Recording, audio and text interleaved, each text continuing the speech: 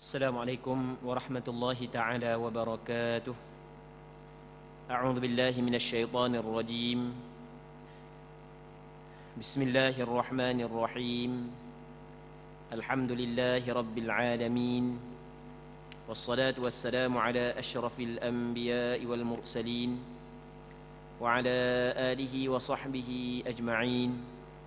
اللهم رب اشرح لي صدري ويسر لي أمري واحلل عقدة من لساني يفقه قولي، ولا حول ولا قوة إلا بالله العلي العظيم. اللهم انفعنا بما علمتنا وعلمنا ما ينفعنا وعلمنا ما جهلنا وذكرنا ما نسينا. اللهم يسر ولا تعسر، رب تمم بالخير. اللهم افتح علينا فتوح العارفين، وفقنا توفيق الصالحين. اللهم لا سهل إلا ما جعلته سهلا، وأنت تجعل الحزن إذا شئت سهلا. InsyaAllah kita sambung balik pengajian kitab Bulughul Maram, yang mana kitab Bulughul Maram adalah suatu kitab yang membincangkan tentang hadis-hadis Rasulullah yang berkait dengan hukum hakam, yang disusung oleh Al-Imam Al-Hafidh Ibnu Hajar Al-Asqalani rahimahullahu subhanahu wa ta'ala, wa nafa'ana Allahu bi'ulumihi fid daraini amin. Kita hadis 482. Katanya, wa 'an Ibni Abbas radhiyallahu anhuma anna an-nabiy sallallahu alaihi wasallam kana yaqra'u fi salatil jumu'ati suratal jumu'ati wal munafiqin. Rawahu Muslim. Daripada Abdullah bin Abbas radhiyallahu ta'ala anhuma, bahawasanya Nabi sallallahu alaihi wasallam dalam solat Jumaatnya membaca surah Al-Jumu'ah dan surah Al-Munafiqun. Hadis ini diriwayatkan oleh Imam Muslim. Muslimin muslimat yang dirahmati oleh Allah Subhanahu wa taala. Kita masih lagi dalam bab yang membincangkan tentang hadis-hadis yang berkait dengan solat Jumaat. Yang mana dalam hadis ni Abdullah bin Abbas radhiyallahu taala anhuma, dia menceritakan kepada kita tentang surah yang dibaca oleh Rasulullah sallallahu alaihi wasallam di dalam sembahyang Jumaat beliau. Yang mana dalam hadis ni kata Abdullah bin Abbas, Rasulullah sallallahu alaihi wasallam membaca dua surah ini pada sembahyang Jumaat. Yang pertamanya adalah surah Al-Jumu'ah, yang keduanya adalah surah Al-Munafiqun. Surah Al-Jumu'ah semuka setengah, surah Al-Munafiqun juga semuka setengah. Jadi lebih kurang dalam selas setengah Nabi sallallahu alaihi wasallam baca. Muslimin muslimat yang dirahmati oleh Allah Subhanahu wa taala. Seterusnya, walahu 'anin Nu'man bin Bashir radhiyallahu anhuma kana yaqra'u fil 'iidaini wa fil jumu'ati bisabbih isma rabbikal a'la wa hal ataka hadithul ghashiyah. Menurut riwayat Imam Muslim daripada Nu'man bin Bashir radhiyallahu anhuma. Anhuma kerana Nu'man adalah sahabat, ayah dia Bashir juga sahabat, mak dia juga sahabat.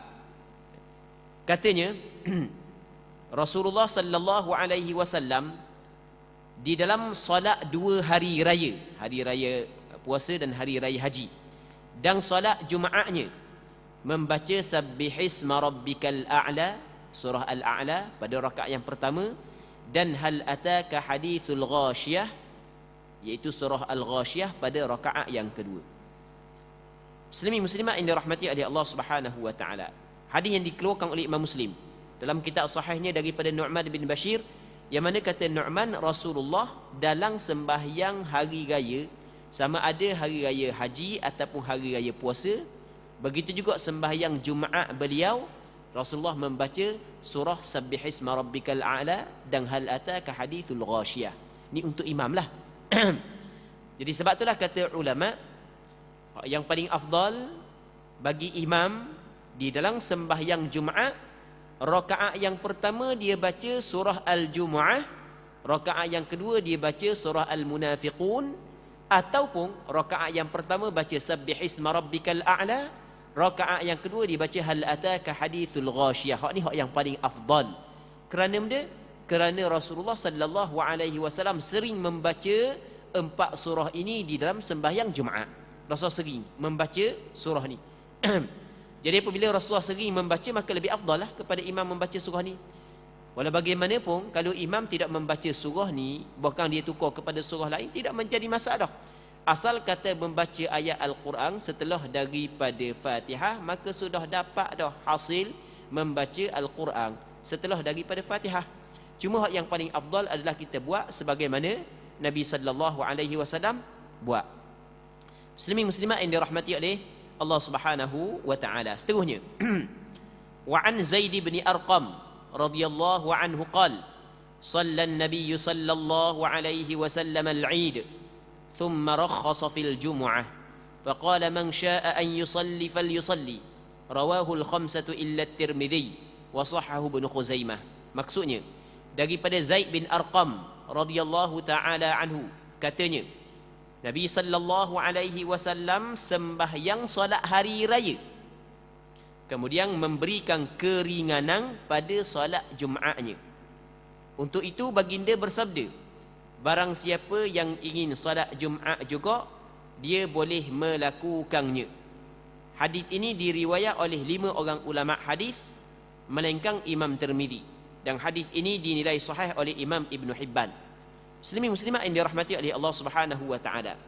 Jadi Zaid bin Arqam menceritakan, cuma yang pertama sekali sebelum daripada kita huraikan hadis ni ulama berbeza pandangan adakah sahih ataupun tidak. Sebahagian daripada ulama menilai hadis ini sebagai hadis dhaif.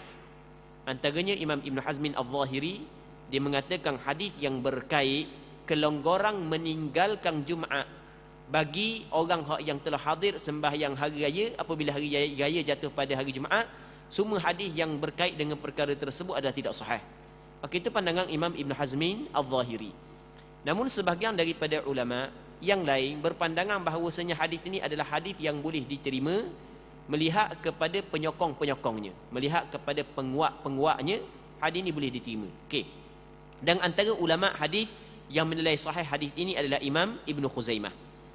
Jadi dalam hadis ini Zaid bin Arqam menceritakan bahawasanya pernah berlaku di zaman Nabi sallallahu alaihi wasallam hari raya jatuh pada hari Jumaat. Jadi apabila hari raya jatuh pada hari Jumaat, maka bermakna 2 kali kita berkumpul dalam melakukan ibadat. 2 kali kita berkumpul dalam melakukan ibadat. Kalau dalam adat tu banyak kumpul pahum orang tu, orang ni, pahum orang ni, tu nak kira bab ibadat, bab adat. Ni kita nak cerita bab ibadat. 2 kali kita berkumpul dalam ibadat.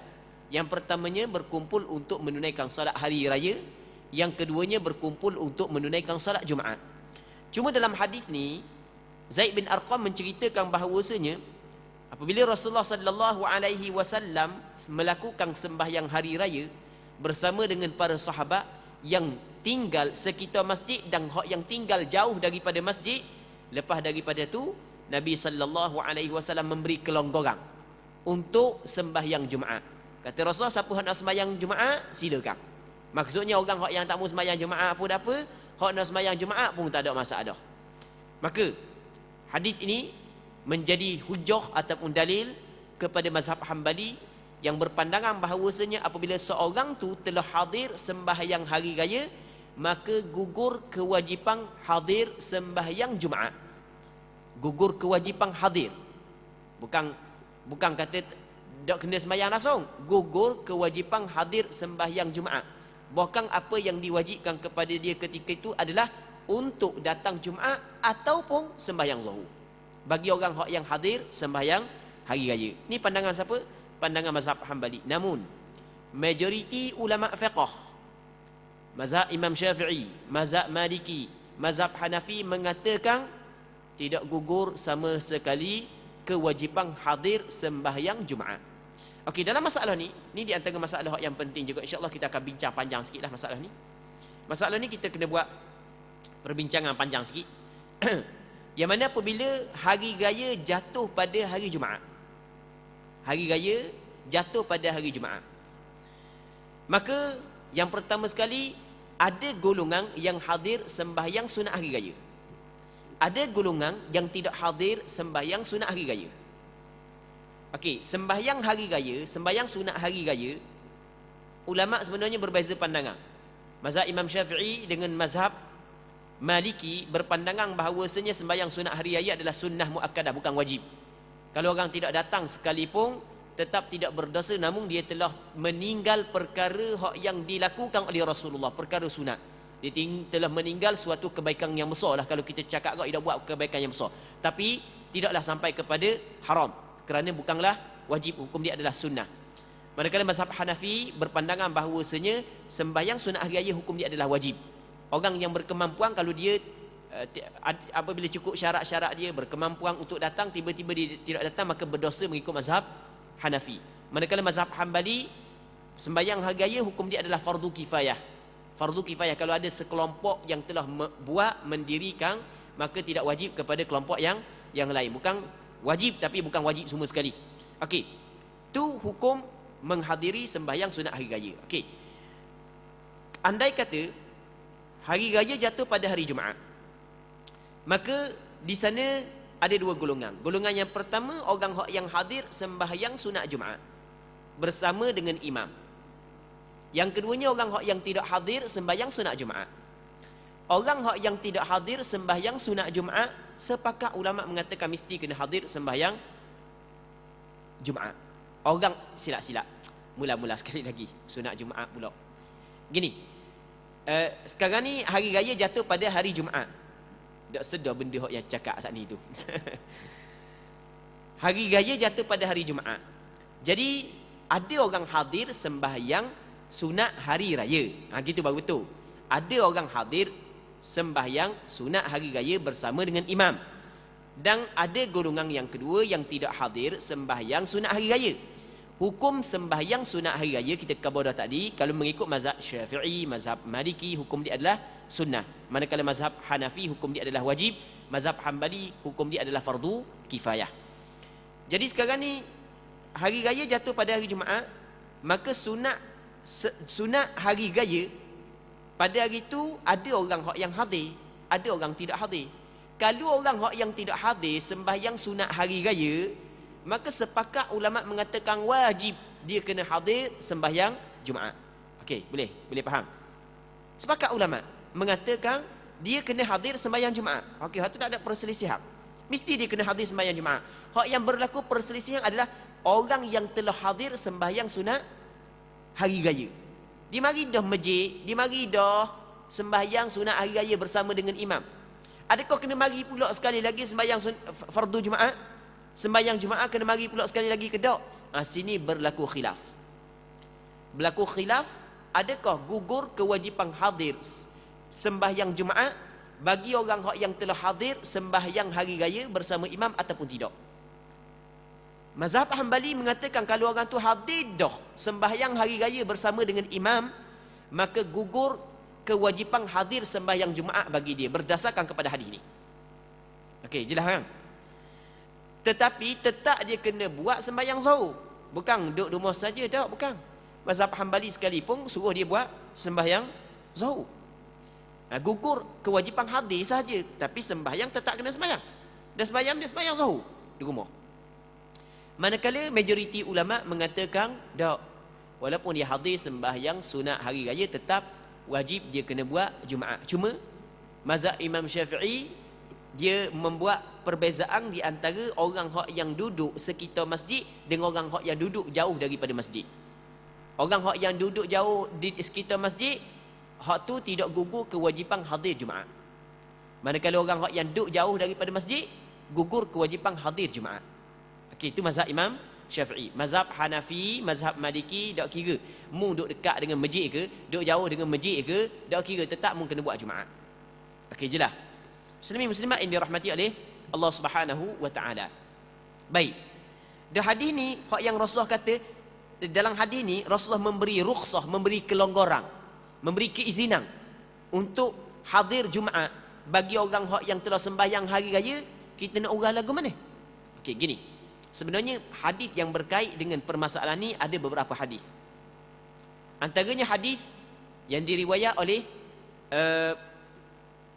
hadis yang diriwayat oleh Imam Malik dalam kitab Muwatta, yang mana Abu Ubaid menceritakan bahawasanya dia telah hadir sembahyang sunat hari raya bersama dengan Sayyidina Uthman. Lepas daripada selesai sembahyang sunat hari raya. Lalu Sayyidina Uthman berkhutbah. Maka Sayyidina Uthman berkata, innahu qad ijtama'a lakum fi yawmikum hadha 'idan. Faman ahabba min ahli al-'aliyati an yantadhira al-jum'ah falyantadhirha. Wa man ahabba an yarji' faqad adhintu lahu. Maksudnya setelah daripada ataupun ketika dia berkhutbah, kata Sayyidina Uthman, sesungguhnya telah berhimpun pada hari ini dua hari raya. Yang pertamanya hari raya, yang keduanya hari Jumaat. Sesiapa yang di kalangan orang-orang pendalaman ingin menanti Jumaat, hendaklah dia menanti. Dan siapa yang hendak balik tanpa menunaikan Jumaat, maka aku telah izinkan baginya. Jadi Sayyidina Uthman ketika berlaku hari raya pada hari Jumaat, dia khabar lagu mana? Dia khabar bagi Ahlul Aliyah. Aliyah ada satu tempat di sekitar Madinah tu je. Dia lebih kurang daripada masjid Rasulullah kepada Al-Awali ataupun Aliyah, lebih kurang dalam 4 batu, lebih kurang dalam 6 km, 5 km ke 6 km. Tu di antara kampung tersebut dengan masjid Nabi sallallahu alaihi wasallam. 6 km ni bukan dekat. 6 km ni nisbah kepada zaman dulu tu kira jauh lah. Sebab zaman dulu tidak sama dengan zaman kita nisbah kenderaan. Dia naik keldai, naik kuda. Kuda tak apa, laju sikit. Naik unta laju lagu mana sangat. Hak yang susah sikit jalan kaki, 6 km jalan kaki, lepas tu nak balik pula, lepas tu nak mari pula. Maka Sayyidina Uthman memberi izin kepada Ahlul Aliyah, orang hak yang duduk pendalaman sikit, untuk tidak hadir sembahyang Jumaat. Maka mazhab Imam Syafi'i, dia melihat kepada hadis Uthman ni, dia cuba gabungkan dengan hadis hak yang Nu'man bin Bashir khabar saat itu, bahawasanya hak yang diberi kelonggaran adalah orang hak yang jauh daripada masjid. Sebab Rasulullah sallallahu alaihi wasallam sendiri sembahyang Jumaat bersama dengan sahabat dia. Hadis ada di sana, ada hadis yang diriwayat oleh Imam Muslim daripada Nu'man bin Bashir. Ketika Nu'man bin Bashir menceritakan bahawasanya Rasulullah sallallahu alaihi wasallam membaca surah Sabbihisma rabbikal a'la pada rakaat yang pertama, dan hal ataka hadithul ghasyiyah pada rakaat yang kedua, sembahyang Jumaat dengan sembahyang hari raya.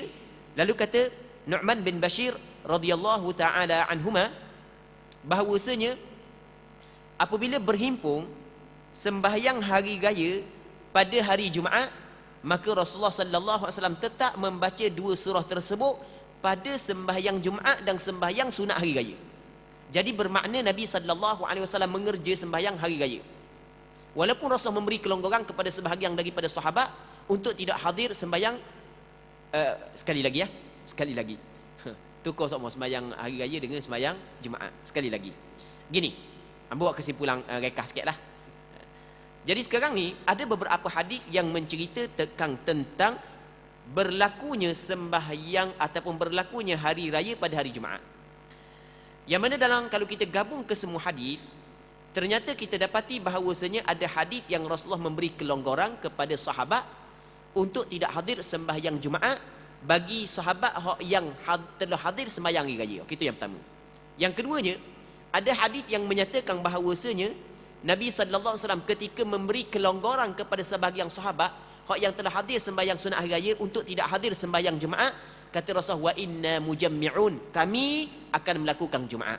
Yang kedua. Yang ketiga, ada hadis yang diriwayat oleh Imam Malik dalam kitab Muwatta, yang disebut oleh Imam Abu Ubaid daripada Sayyidina Uthman, bahawa berlaku di zaman Sayyidina Uthman bahawasanya hari Jumaat ataupun hari raya jatuh pada hari Jumaat, yang mana Sayyidina Uthman memberi keizinan kepada makmum-makmum hak yang hadir sembahyang sunat hari raya untuk tidak hadir sembahyang Jumaat, hanya makmum yang tertentu sahaja, iaitu Ahlul Aliyah, orang hak yang duduk pendalaman. Jadi orang hak yang berada di sekitar masjid, Sayyidina Uthman tidak memberi izin.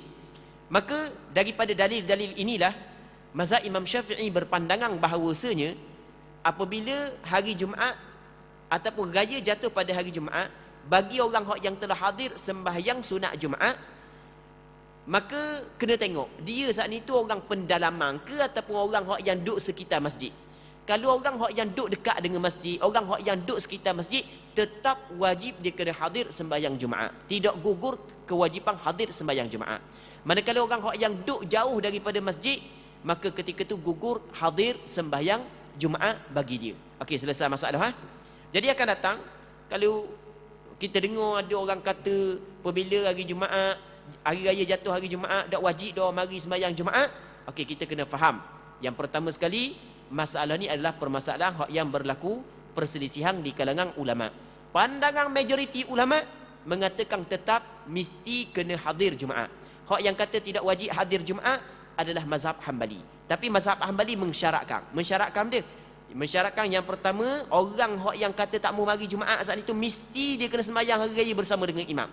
Kalau hari raya pun tak sembahyang bersama dengan imam, tetap mazhab Hambali mengatakan wajib dia kena hadir sembahyang Jumaat. Itu yang pertama. Yang keduanya, mazhab Hambali mengatakan hak yang gugur makmum. Manakala imam tetap mesti kena datang. Sebab Rasulullah sallallahu alaihi wasallam tetap mengerjakan sembahyang Jumaat walaupun sembahyang Jumaat ataupun raya jatuh pada hari Jumaat. Baik. Mazhab Hambali hak yang mengatakan gugur hadir kewajipan sembahyang Jumaat bagi orang hak yang telah hadir sembahyang hari raya, sebenarnya dia tidak melarang. Dia tidak melarang untuk hadir. Dia kata gugur saja kalau nak hadir hak tu yang lebih baik. Dan bahkan dalam mazhab Hambali sendiri berpandangan bahawasanya lebih afdal dia hadir. Kerana di sana ada kaedah fiqh menyebut al-khuruju minal khilafi mustahab. Keluar daripada khilaf adalah digalakkan. Muslimin muslimat yang dirahmati oleh Allah Subhanahu wa taala. Seterusnya, kata dia, wa an Abi Hurairah radhiyallahu anhu qala Rasulullah sallallahu alaihi wasallam, idza shalla ahadukumul jum'ata falyusalli ba'daha arba'a. Rawahu Muslim. Maksudnya daripada Abi Hurairah radhiyallahu taala anhu, katanya Rasulullah sallallahu alaihi wasallam pernah bersabda, apabila seseorang di antara kamu telah solat Jumaat, hendaklah dia melakukan solat 4 rakaat lagi sesudahnya. Kalau orang tu buat sembahyang fardu Jumaat, maka hendaklah dia sembahyang 4 rakaat selepas daripada Jumaat. Yang mana 4 rakaat selepas daripada Jumaat ni dinamakan sebagai sembahyang sunat rawatib ba'diyah Jumaat. Maksudnya selepas daripada sembahyang Jumaat ada 4 rakaat yang dinamakan sebagai sunat rawatib ba'diyah. Rawatib yang dilakukan selepas daripada sembahyang fardu Jumaat. Cuma kalau kita buat 2 rakaat, tak apa dah, boleh dah. Hak yang paling afdal kita buat 4 rakaat. 2 rakaat pun sudah memadai, sekurang-kurang 2 rakaat, dan hak yang paling afdal adalah 4 rakaat sunat ba'diyah selepas daripada Jumaat. Muslimin muslimat yang dirahmati oleh Allah Subhanahu wa taala. Berpandukan kepada hadis ini, ulama-ulama fiqh bersepakat mengatakan selepas daripada sembahyang fardu Jumaat ada sembahyang sunat ba'diyah Jumaat. Berpandukan kepada hadis ini, tak ada khilaf dalam masalah ni. Hak yang berlaku khilaf adalah sunat rawatib qabliyah Jumaat. Hak tu ada khilaf. Sunat rawatib qabliyah Jumaat, hak tu ada khilaf. Maksud ada khilaf, di sana ada sebahagian daripada ulama mengatakan tidak wujudnya sembahyang sunat qabliyah Jumaat. Di sana ada pandangan yang kedua mengatakan ada sembahyang sunat qabliyah Jumaat. Okey, boleh faham kan? Jadi di tempat kita ni, di tempat kita lepas daripada kita bang yang pertama, kita pun bangun sembahyang sunat 2 rakaat. Sunat benda sunat sebelum daripada Jumaat. Okey. Sembahyang sunat hak yang sebelum daripada Jumaat tu, hak yang kita buat sebenarnya berlaku perselisihan di kalangan ulama. Sebahagian daripada ulama kata tak ada sembahyang sunat qabliyah Jumaat. Namun pandangan yang kedua mengatakan ada sembahyang sunat qabliyah Jumaat. Mazhab Imam Syafi'i, mazhab Hanafi berpandangan bahawasanya ada sembahyang sunat qabliyah Jumaat. Jadi sebelum daripada sembahyang fardu Jumaat, disunatkan kita sembahyang sunat qabliyah Jumaat. Namun sebahagian daripada ulama yang lain, iaitu mazhab Hambali, begitu juga mazhab Maliki, mengatakan tidak sunat ataupun tidak ada sembahyang sunat qabliyah Jumaat. Okey, boleh faham? Jelas kan? Baik. Kita bincang saat ni hak yang berlaku khilaf adalah sunat qabliyah sebelum Jumaat. Bukan sembahyang sunat sebelum Jumaat. Sembahyang sunat sebelum khutbah Jumaat, sepakat ulama mengatakan disyariatkan. Jadi kalau kita mari awal masjid, kita benda hak yang disunatkan kita buat, kita sembahyang. Sembahyang. Hak itu hak yang disyariatkan kita buat. Banyak mana kita nak sembahyang, ikutlah banyak mana boleh kita sembahyang. Tak kiralah banyak mana sekalipun boleh kita sembahyang. Bahkan di sana ada hadis yang dikeluarkan oleh Imam Bukhari dan Muslim daripada Salman Al-Farisi, yang mana hadis tersebut menceritakan Rasulullah sallallahu alaihi wasallam khabar seorang lelaki Dia mandi pada hari Jumaat, dia bersuci sekadar dia mampu, lepas tu dia pakai minyak rambut, lepas tu dia pakai wangi-wangian, kemudian dia keluar untuk pergi sembahyang. Sampai di masjid dia tidak dia tidak memisahkan di antara dua orang hak yang duduk dalam masjid. Kemudian dia sembahyang thumma yusalli ma kutibalah. Dia sembahyang apa hak yang ditetapkan baginya, sembahyang sunat. Sehingga thumma yunsit. Kemudian apabila imam hadir naik atas khutbah, dia diam. Apabila tu imam bercakap, dia dengar.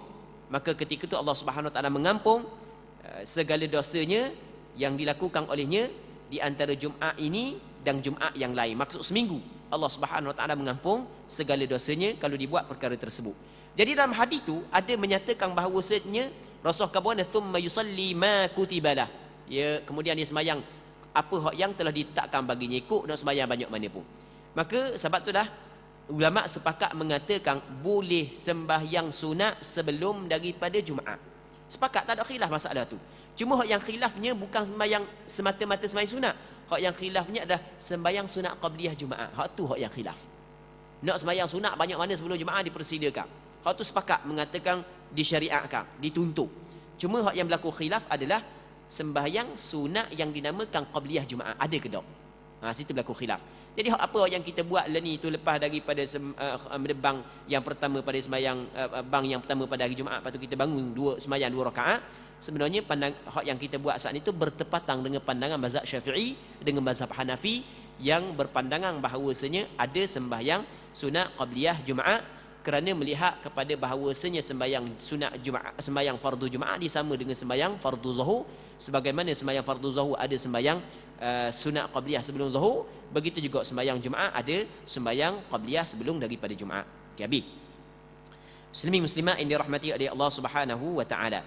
Seterusnya katanya, wa anis Sa'ib bin Yazid anna Muawiyah qala lah idza sallaita al-jumu'ata فلا تصلها بصلاة حتى فلا تصلها بصلاة حتى تكلم أو تخرج فإن رسول الله صلى الله عليه وسلم أمرنا بذلك ألا نوصل صلاة بصلاة حتى نتكلم أو نخرج رواه مسلم.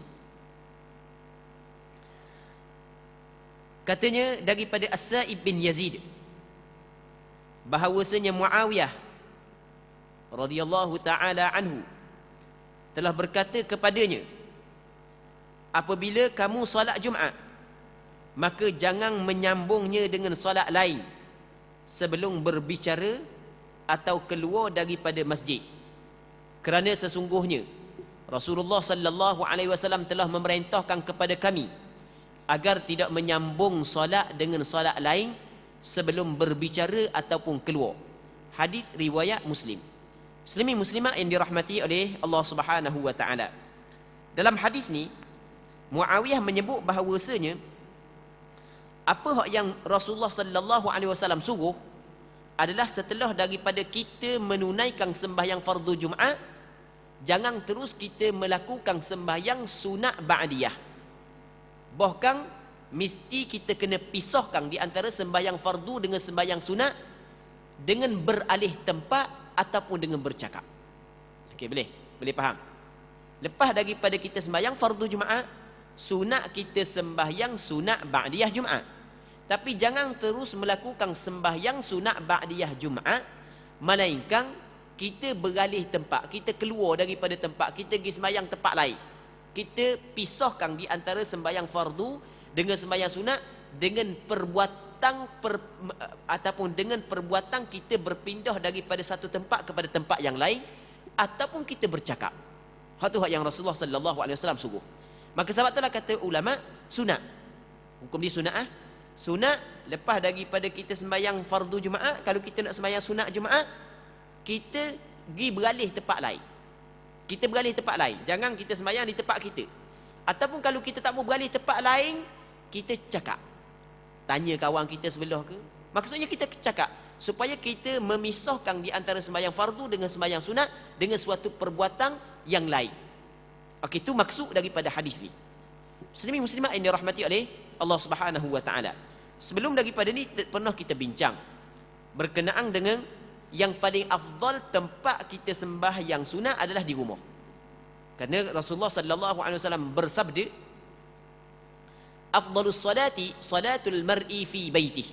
Ayuhan nas sallu fi buyutikum fa inna afdalas salati salatul mar'i fi baitihi. Wahai manusia, hendaklah kamu sembahyang di rumah-rumah kamu. Kerana sesungguhnya sembahyang yang paling afdal adalah seorang sembahyang di rumah dia illal maktubah, melainkan sembahyang fardu paling afdal dilakukan di masjid. Cuma kalau kita nak buat sembahyang sunat di masjid sekalipun tak ada masalah, bukanlah makruh, tak ada masalah. Cuma kalau nak buat perbandingan, afdal kita buat di rumah. Nak buat di masjid tidak menjadi masalah. Bukanlah kata makruh, bukanlah kata dok comel, tak, bukan. Cuma hak yang lebih comel buat di rumah. Maka lepas daripada kita sembahyang Jumaat, sunat kita sembahyang ba'diyah sebanyak 4 rakaat. Baik.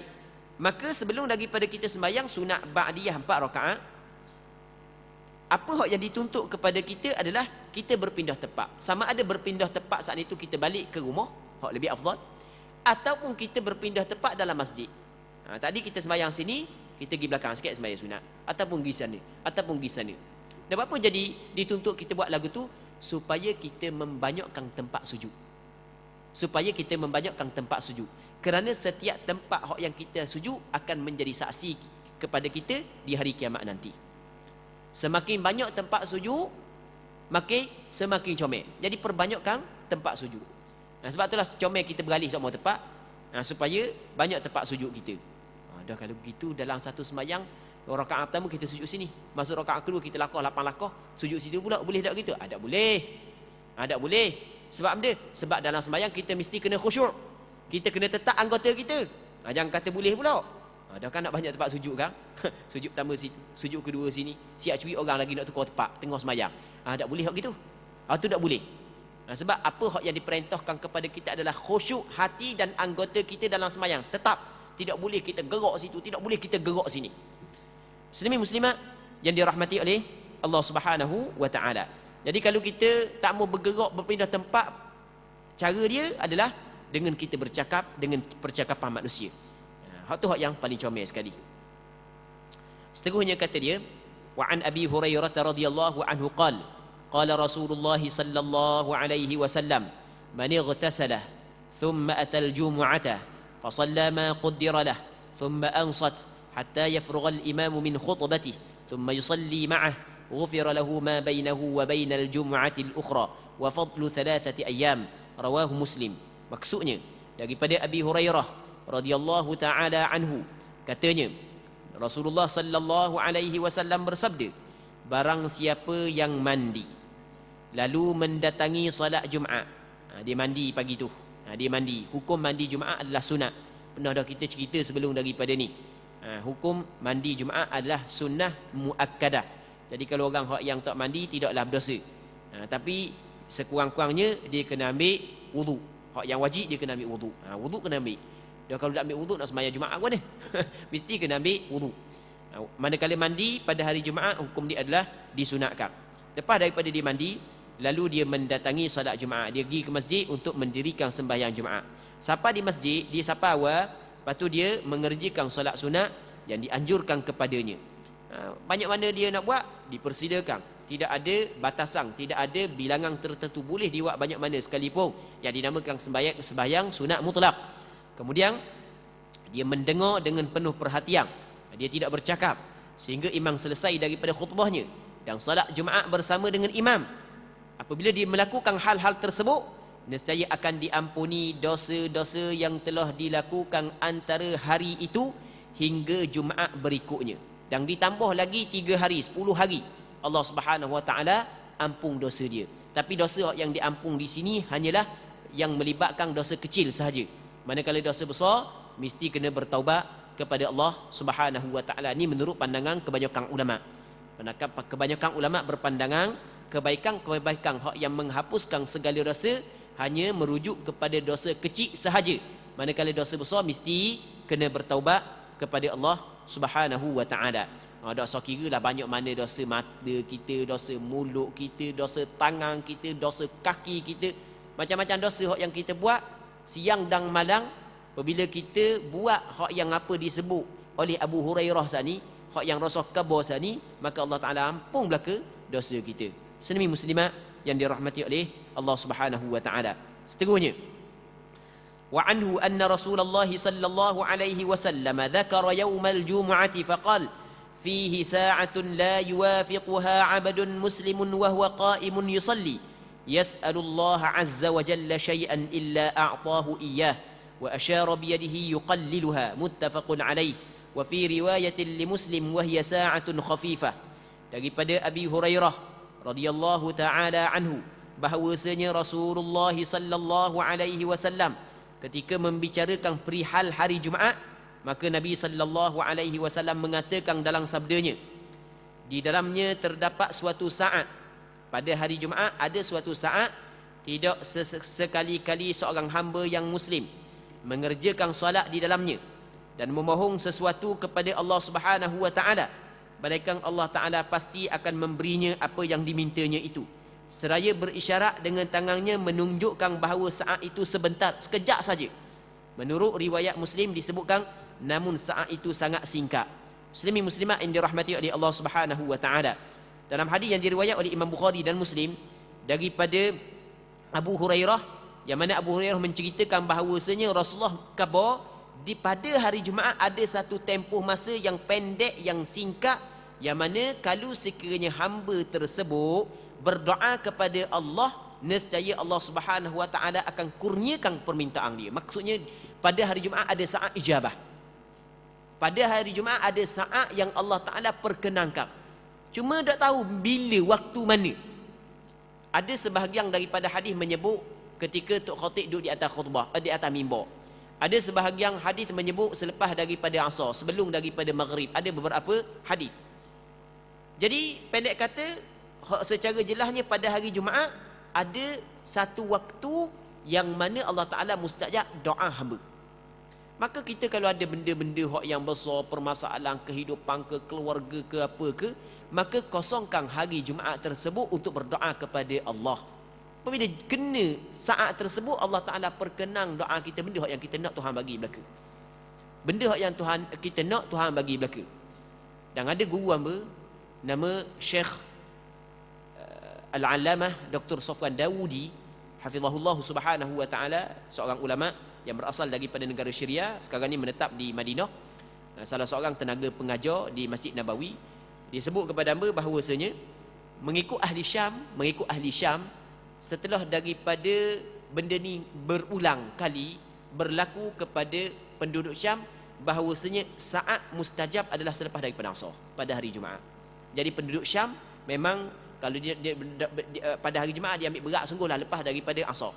Kerana ramai ulama yang maksudnya mengalami apabila dia berdoa selepas daripada asar, maka Allah Subhanahu wa taala kurniakan, kabulkan permintaan dia. Muslimin muslimat yang dirahmati oleh Allah Subhanahu wa taala. Jadi pendek kata, kita mempunyai Allah Taala yang Maha berkuasa, yang mendengar segala rintihan kita. Maka apa jua permasalahan kita, kita adukan kepada dia, minta dengan dia. Maka kita carilah benda, sebab-sebab yang boleh doa kita mustajab. Antaranya kita cari waktu yang diterima oleh Allah Subhanahu wa taala. Antara waktu yang diterima oleh Allah Subhanahu wa taala adalah pada hari Jumaat. Pada hari Jumaat yang lebih tepatnya, Allah Taala lebih mengetahui. Jadi kita ambil belaka, start daripada pagi sampai ke petang berdoa. Dah kita ada masalah besar pun, kita ada masalah besar kok, kita berdoa kepada Allah Subhanahu wa taala. Dak jumpa dengan minggu ni minggu depan, dak jumpa minggu depan. Kena setahun doa semua boleh hak yang kita nak tu. Muslimin muslimat yang dirahmati oleh Allah Subhanahu wa taala. Katanya lagi wa an Abi Burdata an abihi sami'tu Rasulullah sallallahu alaihi wasallam yaqul hiya ma baina an yajlisa al-imamu ila an tuqda as-salah, rawahu Muslim. Katanya warajjah ad-Daraqutni annahu min qawli Abi Burdah, daripada Abi Burdah radhiyallahu taala anhu telah menceritakan dari ayahnya, telah mengatakan bahawa dia pernah mendengar Rasulullah sallallahu alaihi wasallam bersabda, saat mustajab itu terletak di antara duduknya imam dalam khutbahnya hingga selesai daripada salat Jumaat. Hadis riwayat Imam Muslim. Namun Imam Ad-Daraqutni lebih cenderung menilai hadis ini sebagai hadis mauquf. Maksudnya bukan perkataan Rasulullah tapi perkataan sahabat iaitu Abu Burdah. Jadi di sana ada pandangan yang mengatakan bahawasanya ketika tu imam duduk, untuk berkhutbah sehingga selesai sembahyang Jumaat tu waktu mustajab doa. Wa fi hadits Abdullah bin Salam inda Ibn Majah وعن جابر عند أبي داود والنسائي أنها ما بين صلاة العصر إلى غروب الشمس وقد اختلف فيها على أكثر من 40 قولا أمليتها في شرح البخاري.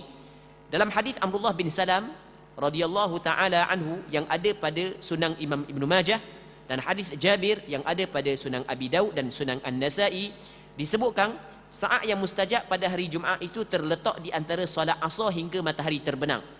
Namun hadis ini masih diperselisihkan oleh lebih daripada 40 pendapat yang semuanya telah saya tulis dalam kitab Sahih Bukhari.